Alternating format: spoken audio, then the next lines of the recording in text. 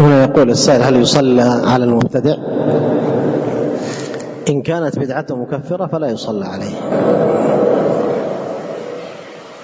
كالجهمية والمعتزلة والرافضة وأمثالهم لا يصلى عليه، أو من هؤلاء القبوريين الذين هم يدعون القبور ويذبحون لها وينذرون لها من دون الله ويرون النفع والضر فيها، فهؤلاء لا يصلى عليهم ولا كرامة.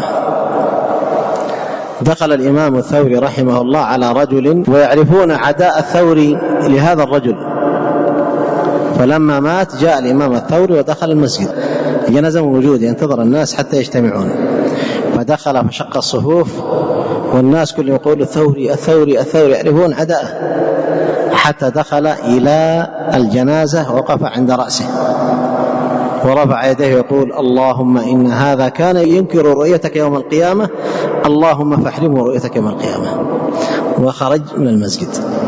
فهؤلاء لا يصلى عليهم ولا كرامة.